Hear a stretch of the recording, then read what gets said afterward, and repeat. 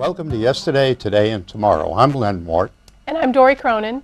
And together we try to give you informative programs of things that are happening in the past, the present, and things that may be happening in the future. How are things going, Dory? Busy. How about you? I've been staying out of trouble, Yeah. or at least trying to, keep my head above water. You know. I've seen a lot of stuff with the church you've been posting for the clothing drives. Oh, yeah. Yeah, well, that's been keeping me busy, Yeah. too. You know, and that and working on the upcoming food truck festival for the Redevelopment That sounds Authority. actually really good. You know, and we're having some good results with that, with the food trucks. Yep, more trucks this year, right? There's going to be some exciting food trucks there. You know, and we'll have entertainment as well. You're singing? No, I only sing in the shower, and nobody wants to hear me. You know. But we'll have entertainment, and there'll be crafters there as well, selling their wares. And I think providing that the sun comes out that day, we'll have an excellent turnout. But it's rain or shine. It's rain or shine, so you know, people can put their raincoats in the back of the car or their umbrella, but the food trucks will still be there. Yeah, so, sounds like a good day. I see on Facebook you posted a picture of your daughter. Yep. And she has some exciting news. Yeah, she decided she's going to go to UMass Lowell in the fall. She's going to be in the electrical engineering program in the honors college there. Wow, that's exciting. Yeah. You know, I mean, we started these programs. They were little. Yeah. You know, and I just happened to watch the video at home of the one we did on the diners. Yeah. And the section that I saw was down in Rhode Island. They're in the background. They were in the little diner. Yep. They're cooking and serving food. You know. And it's hard to believe she's off to college. Oh yeah, you know, they grow up fast. Yeah. You know. Wow. But we're all excited. She's ready. She's ready to go. She's done all the planning, everything she's done on her own. So. Is she going to commute back and forth, or is she going to stay there? She's going to stay there. Okay. Yep. She's excited. You're excited. Yeah. I'll miss her though. Oh, I'm sure you will. She's a big help. She's been a good big sister to Morgan and a big help to me. So. I'm sure you'll be spending a lot of time in Lowell. Yes, we will. You know, you kids, you guys are all so close. You Yeah, know. we are. You're not going to let her get away that quick. I don't think she'll want to get away that quick. Oh. So, I could be wrong. Hey, you know, it's great to watch them grow up. Yeah. You know, my children are all grown up and they've got their own children, and so I look back and say, wow, you know, it seemed like yesterday that my little guy was this big. You know. Well, and especially this year seems like it's flying by really fast. You know, things are coming at us a lot faster than I thought they would. Well, that's because we're getting a lot older. Maybe you are. You're not? No. No. Okay. Well, I guess you could say that you're not getting older, you're just getting better. Well, yeah, maybe. You know, hopefully smarter. You know, I've learned a lot getting older. This is true. You know. This is true. So what else has been going on? Not too much. Work's been going well. You know, getting ready. Hopefully spring will come soon. Excellent. You're glad you changed your occupation? Well, it's the same job I've had for the last 5 years. It's in a different department, really good group of people, a growing business. So it's been a really good fit. Yeah, I know it was tough when you were starting there. Yeah, a lot to learn. But now I do the commercial lines insurance, and the team that we have that works together, it's really good. Everybody helps each other. It's been a really good switch for me. So very happy. You know, it's really tough. You know, I think it was quite some time ago. I had printed some T-shirts, and those T-shirts were America's Unsung Hero. Yep. Single parents. And I had sold quite a few of those T-shirts, and it's amazing. I was a single parent for quite a few years. You're a single parent, and it's difficult. It is. To be a single parent, hold everything together, take care of the kids, run around doing the things that the kids need to do, the sports and Yep. whatnot. Fortunately, my children weren't into sports, They were into automobiles and taking things apart and then leaving the parts all over, and I had to put them back together. Yep. You know, but it's really a difficult situation for single parents, and I don't know how many of our viewers think about that, because they're together, husband and wife, their children are there. Both parties are taking care of the youngsters and watching them grow up. But it's tough as a single parent to teach your kids, keep them in line, keep them safe, keep them fed, keep them clothed. Yep. You know, so I give you a lot of credit. Thank you. I'm lucky my kids are good. So it's been well, I can't say it's been easy, but it's been easier than it could have been a lot harder. Yeah. You know. A lot of things going on. Right? The snow's melting. Spring, it's the first day of spring's already come and gone. Yeah. Today was a great day. It was warm. Tomorrow it's going to snow. Yeah, can you imagine? They're talking about it could be heavy. I don't think they really know what it's going to be. I don't think it's going to be that bad. You know, but you know, with spring coming, the flowers are going to start blooming. The crocuses are starting to come up. Yep. And, the trees are going to bloom, and the grass will need cutting.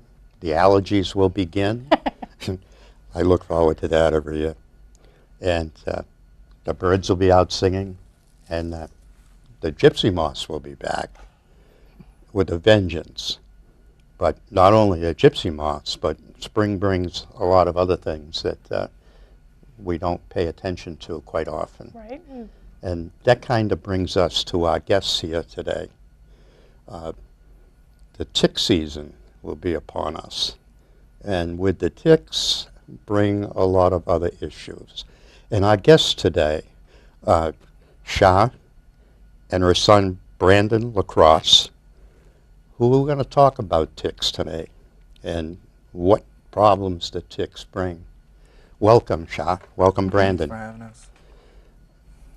I understand that you've been bitten by ticks. Not that I know of, but I do have Lyme disease. Now, what I mean is 2/3 of the people that get Lyme disease, they never even realize they got bit by a tick. And then, I'm sorry. Let me restart.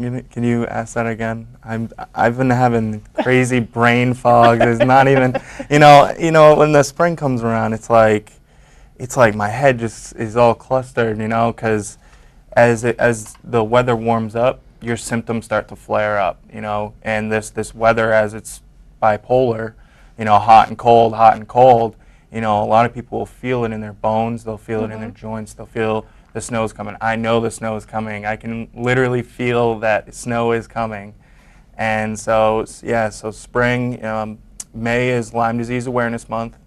And so we're here, we represent Central Mass Lyme Foundation, and we're talking about Lyme. Now, I never realized I got bit by a tick. I was diagnosed in 2010, and my doctor had tracked it back about 10 years prior to that.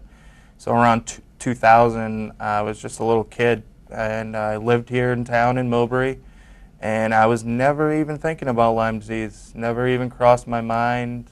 It wasn't, you know, my mom just told me, watch out for ticks. You know, that's it. Yeah. You don't want Lyme disease, but they don't really tell you anything after that. You know, so. Did you have symptoms before 2010? In 2008, my gallbladder rotted from the inside out, and it was random, complete random. I was a semi-healthy kid, you know, growing up, and after that, I just went all downhill. I lost 40 pounds. I wasn't able to concentrate in school. I was in tremendous pain, and you know, finding a doctor who understood was probably the biggest issue, you know, because I went through every single hospital in the state, and everyone had their own different opinion on what was going on, but none of their solutions brought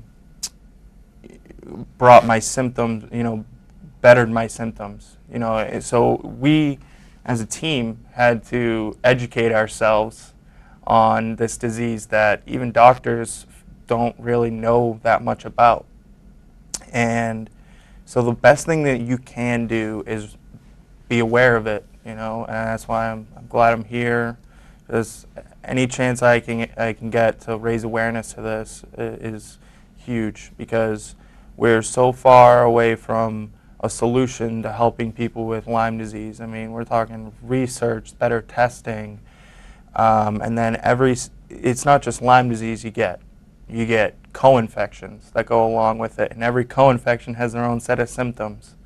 And those sets of symptoms can mimic different things like MS, ALS, fibromyalgia, arthritis, lupus, Alzheimer's, so you can only imagine how many people have come to me and said, I need a second opinion. I was diagnosed with this, when I'm not seeing any benefits from the treatment I'm getting from my doctor. Maybe I have Lyme disease and maybe I need to go down that road. And sure enough, they didn't have MS or ALS or whatever. They had Lyme disease, and that was the core problem, So my question is, can they test for Lyme disease? Is it like a definite test? I feel like it's not, just because of the way you guys are describing it. What state are you talking about? Depends on what state you're talking about, actually. Well, there is no test to prove that you do or you do not have Lyme disease. So if a doctor says, oh, your blood test came back fine, there's no 100% test. There's a good one that's better than what they use here, though. Not approved by insurance. Right. They don't like to use It's like $1,000 that test. plus. So that's what I had him tested. He actually had some symptoms growing up, looking back, where I was always bringing him to the doctor. He has 2 brothers, so they're all active, athletic, and this one always had knee pain, knee problems. And his pediatrician always said it was Osgood Schlatter, the growing pain. And then when he mentioned 2008, I had taken them on a trip to Miami, and when we were down there, everything came out. It was like he got really sick. He had all sorts of the brain fog and the memory loss, and everything just came out. And then we got home, and his is GI. He has what they call Lyme gut. So it doesn't always center on your joints. It can be other areas of your blood, body. so it can literally go anywhere. Yeah. So he just was really sick and kept going to the doctors. And then by September, the gallbladder came out. And I remember speaking to the surgeon, and I said, isn't it odd that a healthy 15-year-old would have his gallbladder out, and there's no stones. It was just, it stopped functioning. And he says, oh no, I see teenage kids all the time. Matter of fact, the surgery before That's all he does Brandon is gallbladder. is a girl who's 15 having hers out, which is kind of scary when you think about it. It is. But then it was a matter of, I was trying to figure out what was wrong with him. And I actually was now he was still trying to play sports. And I remember we were at a baseball game, and you might know Ron Richard from Millbury. And I was talking to him, and he said, you might want to look into Lyme. And he had done research because he's a hunter. And so I started looking at it, and I'm like, wow, he has all these symptoms. And back then, there was no Central Mass Lyme Foundation. Now there's a Sturbridge one. They're everywhere. There's wellness centers, and there are places you can go. But back then, which wasn't that long ago, there was really nowhere to go. So I had spoken to someone, thankfully, from Millbury, who suggested a doctor, and he was in Bridgeport, Connecticut. So for 2 years, I drove Brandon down to see this doctor. 2.5 hours down, an hour appointment, 2.5 hours back, and $200 every time we went. And he pretty much, I look at it like he pretty much saved him, because even though he's not 100% better, but to think of where he could be because of all the symptoms. There are people that die from Lyme. The founder of the Central Mass Lyme Foundation is a good friend, and she founded it in honor of her mother, who was misdiagnosed. He was misdiagnosed a million times in every hospital from here to Boston. but and she was told she had ALS. Now ALS, there's a genetic test, but other than that, it's like lupus and like MS. They look at you and they say, you got this, you got that, you got this. Lyme, there is a test, the Western blot. It was pretty much created to track Lyme cases. It wasn't really originally created to be a basis for anything, yet they were focusing heavily on that test, and it's very inaccurate, the Western blot. So we went down to the doctor in Connecticut, did the test. It was called IGeneX. We had never even heard of this test Yeah. before. I mean, And this is like a 97% accurate test. You would think you would go to the doctors and that's the first test that they would give you, but that's not the case at all. They want to give you that screening test, and what they screen for is the enzyme that your thyroid gives off.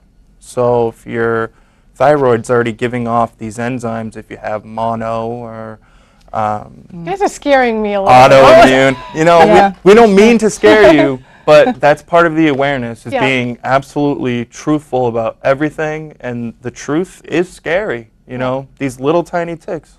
You don't even see them. Yeah. You know, No people are like, oh, bullseye. I live in the city, you know, I'm not going to get bit by a tick. Well, it's like, Yeah. well, the average person, there's a statistic out there, I don't know how I don't true know it anybody is, who but hasn't been. plenty of people swallow spiders in their sleep every year and don't know it. So you got to think, these ticks are, you got to be everywhere. If you got cats, dogs, if you got pets in your house, Just walking across the lawn. seriously. well, they live in your house in mice, you know, Yeah. and they're on birds, they're in mice, of course the deer population, but they're everywhere. And they don't just disappear because it's winter. Well, no, and I think you've posted stuff on Facebook already Yeah. that they're yeah. already out there. People have been calling Yeah. and getting bitten, but so it was a rough couple of years with the whole, you know, trying to get diagnosed, and then finally diagnosed.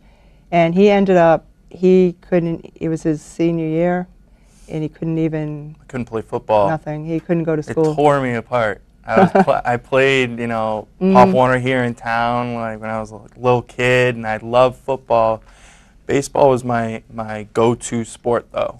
So what I wanted to do is get treatment from, what was it, August or September of that year of 2010, and try and go as close to baseball season as I could with treatment before I would stop treatment and play baseball, and that's what I did.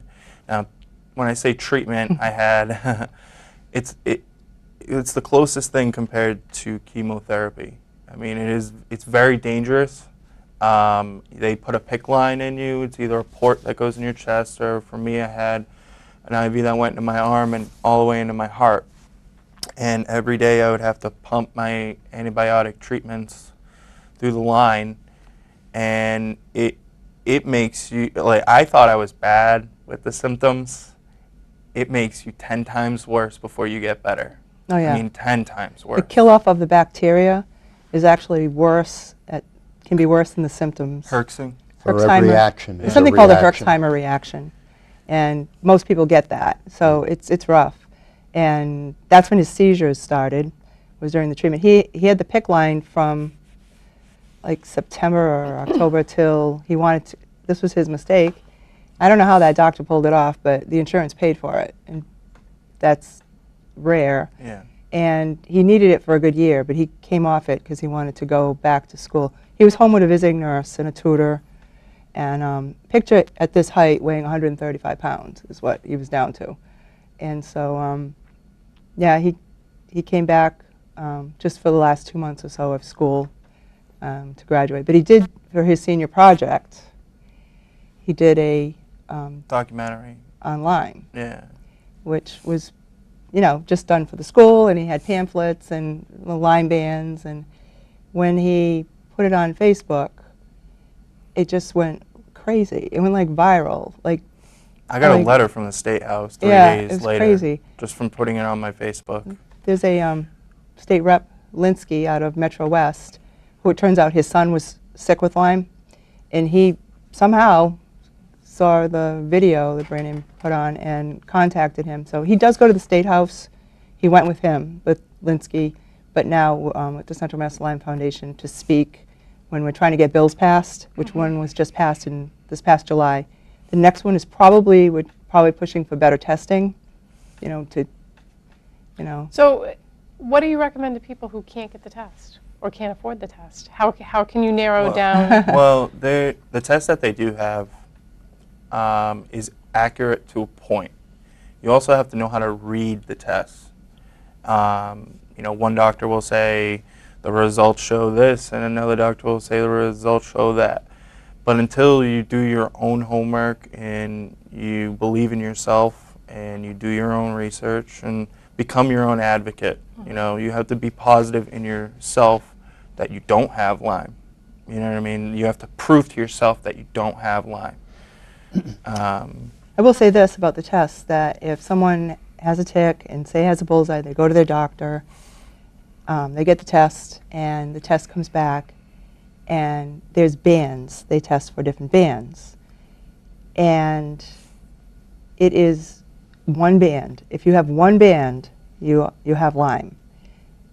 Now, back when I had brought him around to different infectious disease places, I actually recently came across a test done, a Lyme test, Western blot, and it was positive for a band. But the note said he does not have Lyme because they wanted more than one band. I mean, it's like either you're pregnant or you're not pregnant in a test. Right. I mean, how can you be like, so it's crazy. So is there such thing as like milder forms of Lyme disease? Yeah, if you catch it early. Yeah. Yeah, if you catch it early, you get on the meds right away. A month, though, not a week.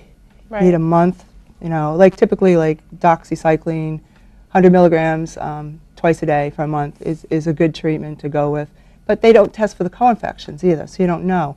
Basically telling people, if you find a tick in you, you take it out carefully. There are tools, but I you basically saw that on Facebook too. there are certain tools, but you basically just keep the tick and send it to UMass. They will dissect it and tell you everything that's in the blood.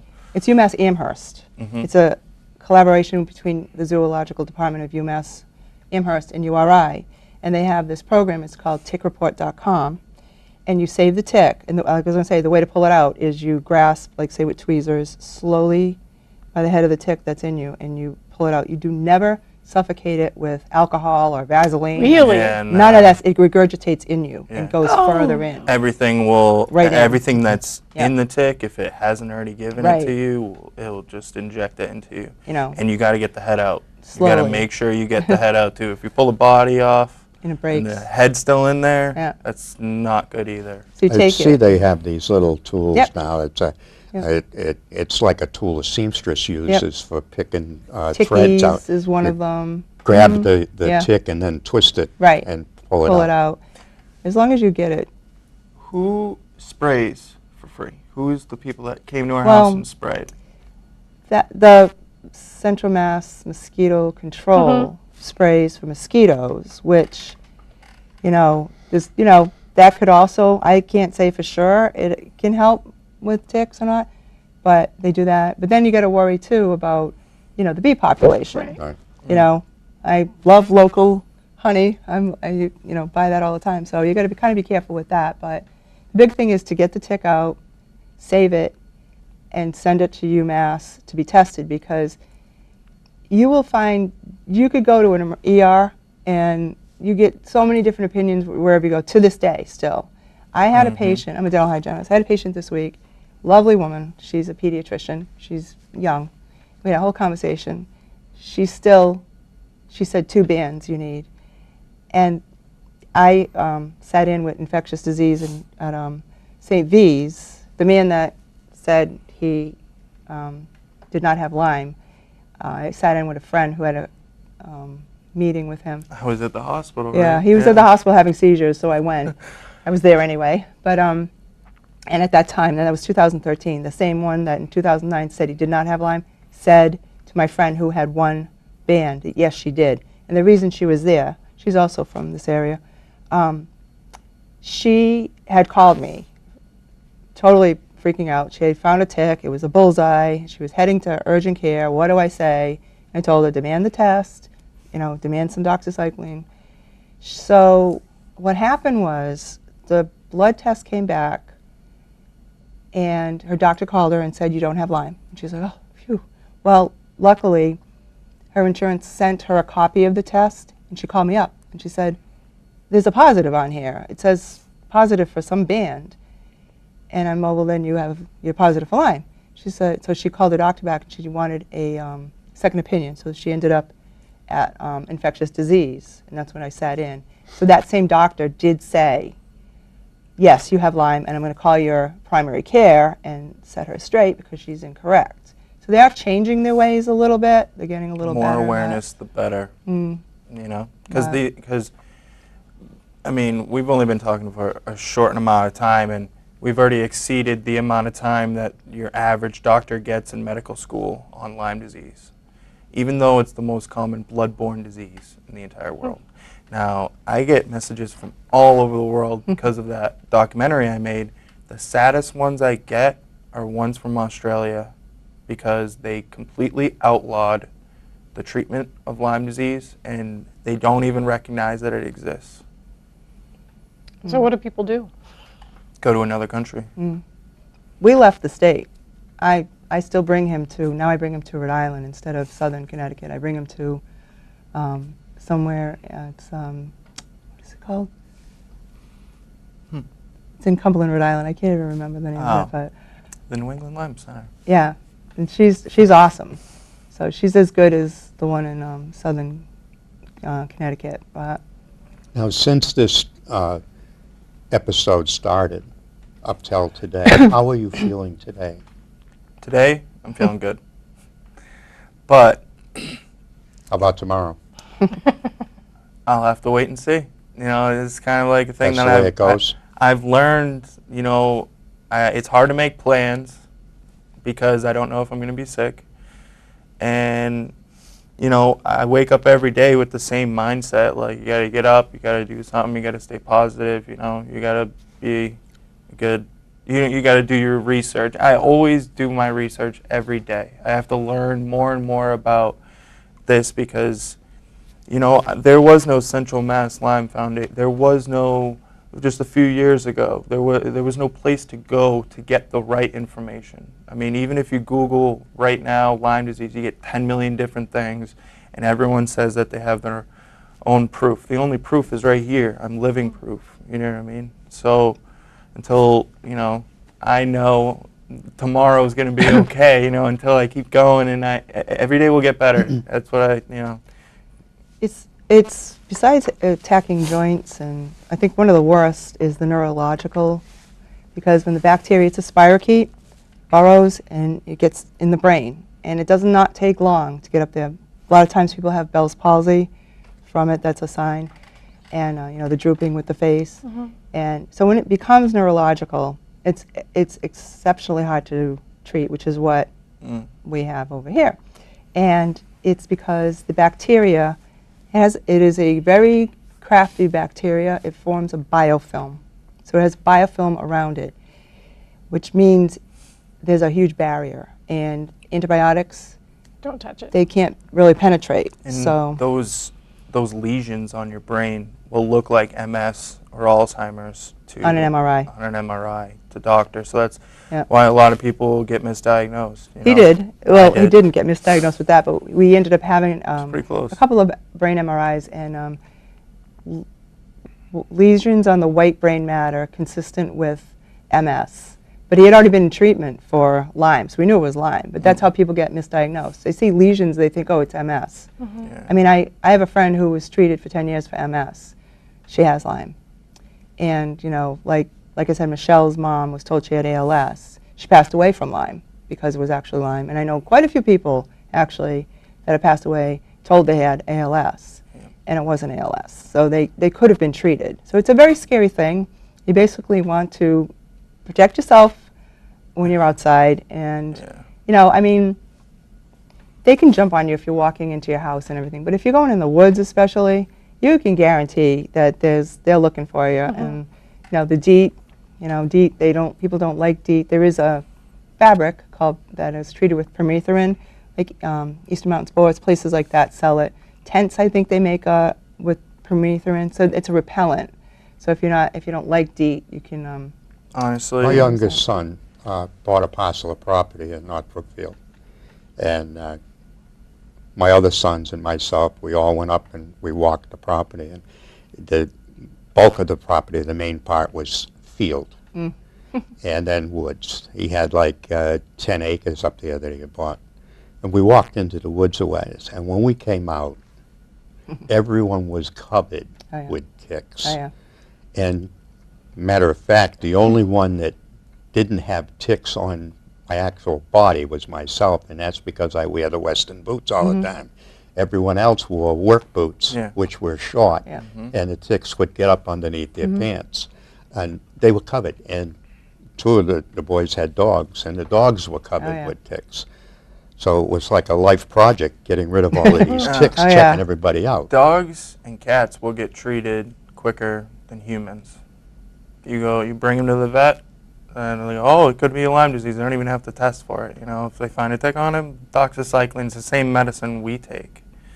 And they'll give that to your pet, like, no questions asked. But if you go to your doctor, you know, I had to fight for a bill so we could get treatment with no test. You know, before I was diagnosed, like around 2008, you couldn't go to your doctor and get treated for Lyme disease without a positive Lyme test.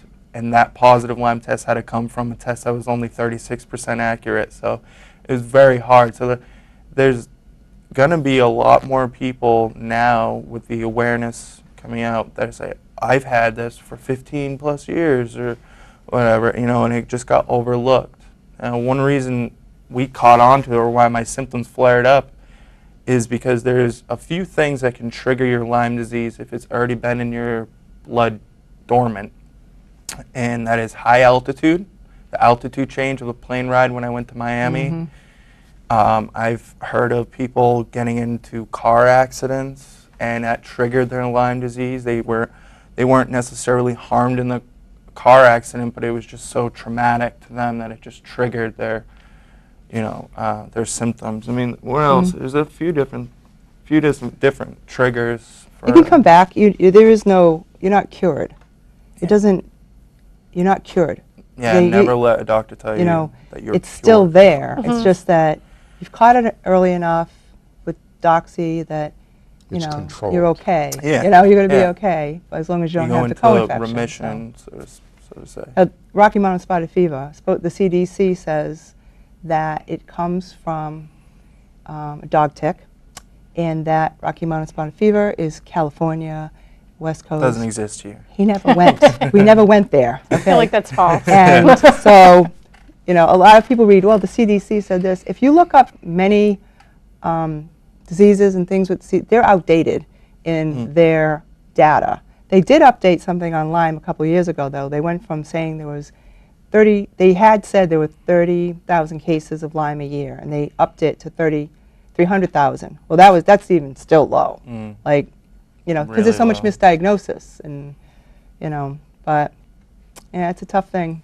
But, when I was presenting my documentary here at the school in 2011, the Red Cross was at the school, and they were asking people for blood. And so, out of curiosity, I asked one of the workers there, I said, do you test for Lyme disease? She said, yeah. And I said, well, what test do you use? And she told me the test, and it's the same test that you get at the doctor's office. And I told her, you know that's only 36% accurate. She said, I can't talk to you anymore. Oh, no. And I have been an advocate of that, saying you could possibly get tainted blood. I'm not saying the Red Cross they know about it and it's just some huge conspiracy. I'm saying that, you know, they need to update their tests. And the test that they use is the same test that they created in the 80s. Same exact test. They haven't changed it. Just the way that they read it. It's the only way. But there's a lot of symptoms with Lyme and they change. It can change around. So some's neurological. Then you can have the the joint part of it, but it starts out with the neurological, though, the brain fog, memory loss. There have been a few people, and I know there was one at least in this state in the last 5 years, who have suddenly died from Lyme disease while driving. There was no injuries during the accident itself, and the only reason they found out that that person had Lyme disease was during the autopsy.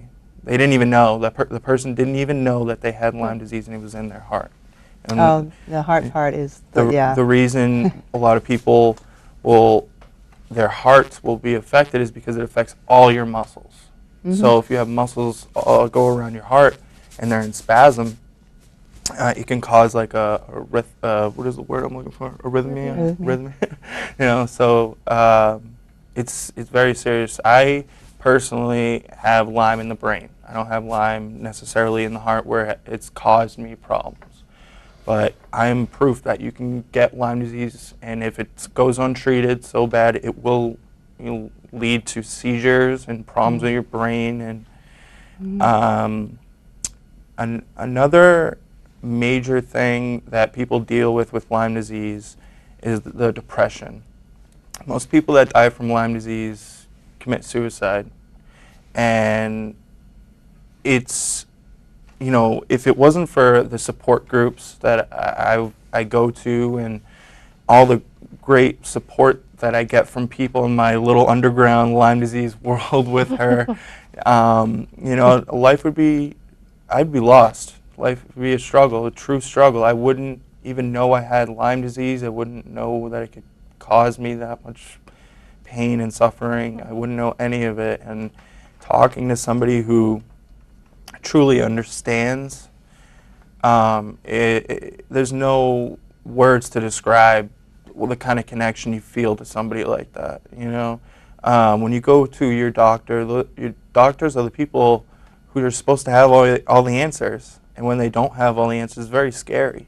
And so talking to other people has helped me cope with my own situation and helped me build a case in my head about Lyme disease and where all this knowledge comes from. It doesn't come from necessarily reading medical books, because it's not in there. Chronic Lyme disease is not in the medical dictionary, just not.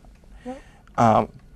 And so finding actual hard evidence is very scarce. I mean, even the Lyme guidelines, Lyme disease guidelines, were these guidelines that basically said, you know, you need a positive test, needs to be, 2 bands. Yeah. There was all these requirements in order for you to get treatment or get the diagnosis of Lyme disease.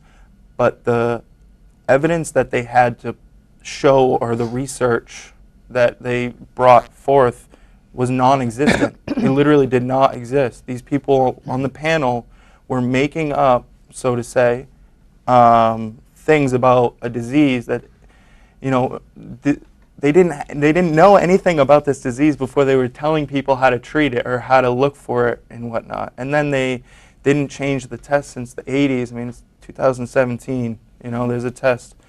You could tell the government blue to the face. You know, there's a test that's 97% accurate out there, and we need this test so people, but they know. And it's a blood test. So is it expensive? So why is it such a? A lot of everything is governed by insurance, as you know. Yeah. And the bill that was passed last July was created to force insurance companies to pay for long-term chronic Lyme, which prior to that in Massachusetts they did not have to. And Governor Baker vetoed it, and it went in front of the Senate and the House. Governor Baker actually Warren overruled him. Yeah, basically. So that forces them, they have to pay longer than 10 days for chronic Lyme now. But there's still some challenges with that. No. Rep. Linsky's working on that, because they're still fighting it and finding a way around it. But they will fight on anything. I don't know. True. When I went to the State House, it was hours and hours and hours of people just like me telling their story and why these bills needed to be passed. The only people against it were the insurance companies. The only people. And yet, Governor Baker decides to overrule them and try and, you know, make it so we can't get treatment. I mean, it's all about money. It really is. It's true. all about money. It's because it's a chronic disease. It's an epidemic. Right.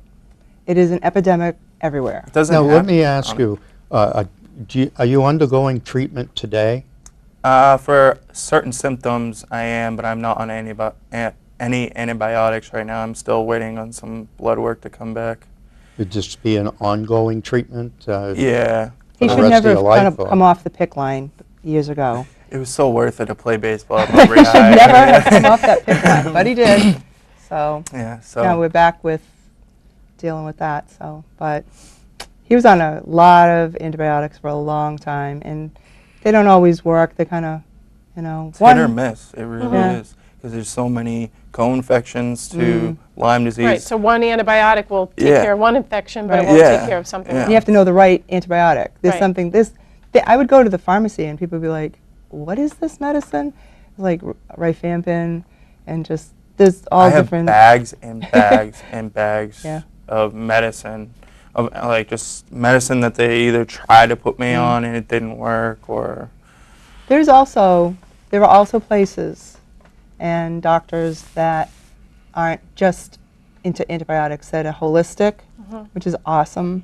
And there's quite a few of those around that, Those are becoming it's a more and more. combination. it's like No. just because a treatment worked for me doesn't mean it's going to work for somebody else. And I am open to all ideas of how to treat it because no one's right. I mean, there's the testing is bad, the research is bad. I mean, It's all trial and error. it really is all trial and error, And I can personally say that long-term antibiotic treatments have been beneficial to me.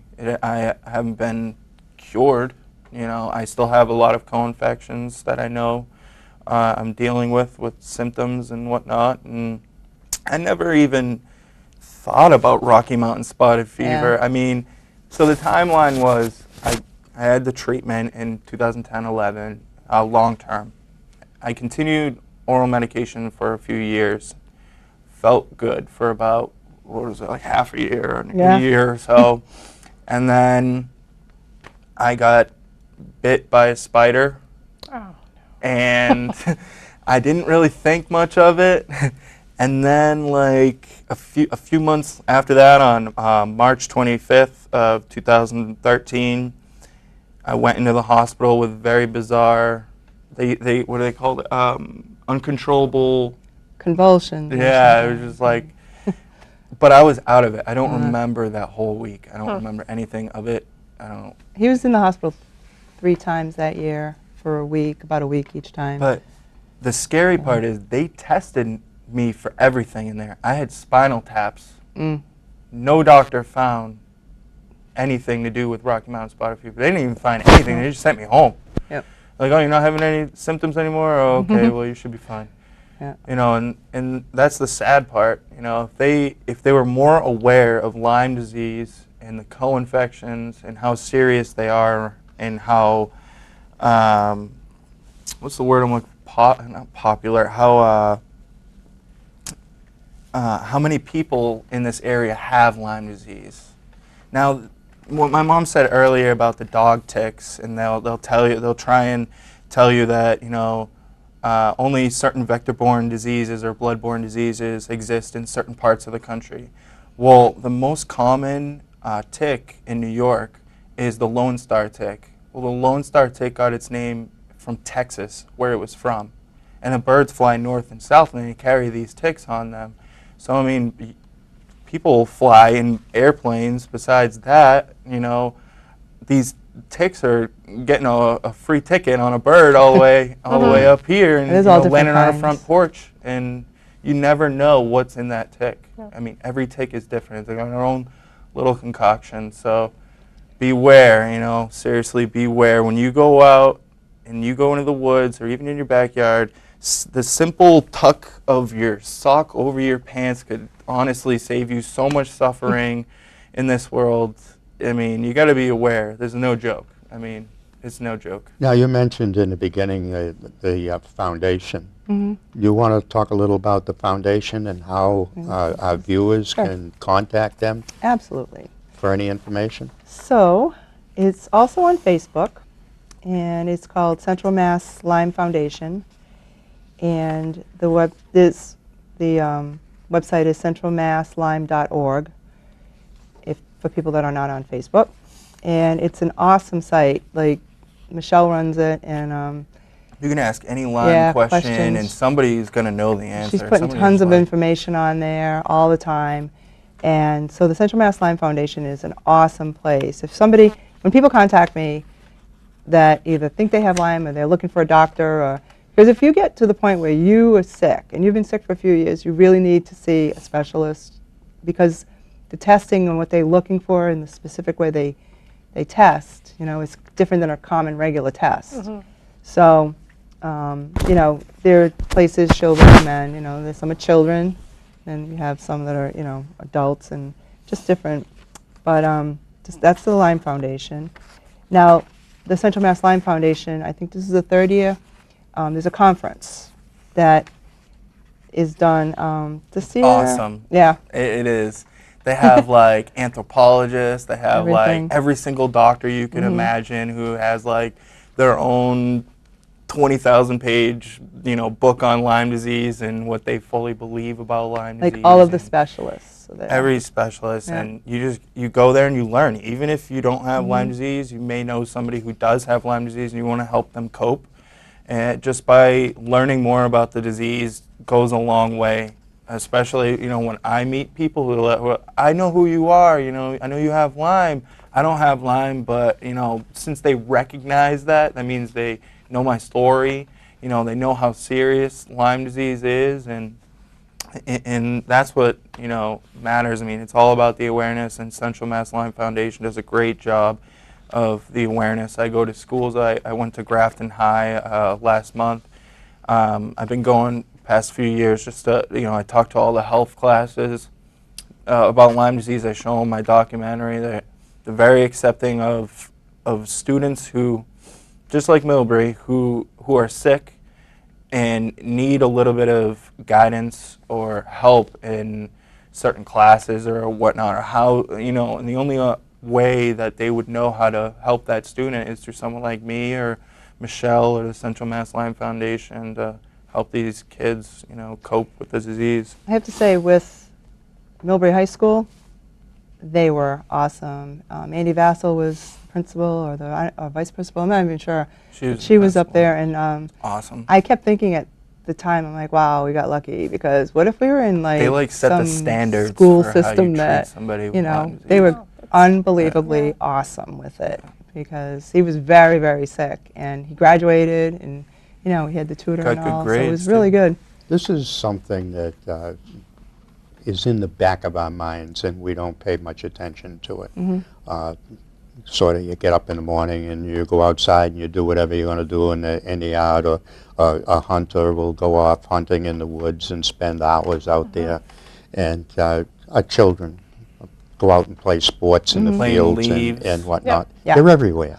And hidden in all that environment are these bugs that can cause a multitude of health issues that are devastating. Yeah. And it's just that I wanted to do this with you because spring is coming, the ticks are coming, and wanted to make the community more aware of the ticks, Lyme disease, and what your plight has been. And I hope that our people will be very observant and check their animals and themselves, even if they go out to rake the lawn. Yeah. They have the repellent and the tick repellent and all that. Keep them on your animals, and when he was sick one time, and with one of the dogs, I was like 3 days late in putting you put it on a certain date. Well, I messed up. Didn't he have a tick on him? Yep. I was like, are you kidding me? I was like, really? So off he went to the vet, and the vet put him on dog medicine for a month. Alvin. Oh yeah, my little. So, We got a little Shih Tzu. but I was like, really? We have a Really? Yorkie, and then we have a Rhodesian. Yeah. So, Well, I want to thank you, Sharon and Brandon, Yeah, for thank you coming for having in me. and sharing your plight with us and with all the people in the community that will be viewing this. And I hope and I offer my prayers for continued healing Thank you. of your health. And I it's an wish you ongoing luck. battle. Yeah, and thank you for being out there, because this is... Can I mention the conference date in case anybody Yes. wants to go? Yes, definitely. Because a lot of people go. It's awesome. It's Saturday, September 23rd this year. Registration is 8:30. The conference is 9 to 4:30. It's at Worcester Technical High School.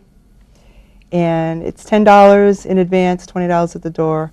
But that is, if somebody's looking to learn, or if somebody thinks they have Lyme and they're not sure. If you're going they to medical learn, school, you know. better go to that Yeah. conference. We will make sure that we post Yeah, that, the definitely. information on the end Okay. of the The other one is program. that tickreport.com. Save the tick. I Yep. tell everybody, save the tick. They do charge. We need to It's tell $50 people... for the testing, Yep. for the basic testing, Yep. but they test for Lyme in some co-infections. So, I mean, I was at work one day and one of my coworkers is sitting in my doorway and she's like, and she's like, so one of the other hygienists had been, she's a golfer, and she'd been like saying she had something, she feels something on her back. Oh, and so I was with a patient and one of the assistants was in the doorway. She's like, so I went in there and she had it had been feeding for about a month.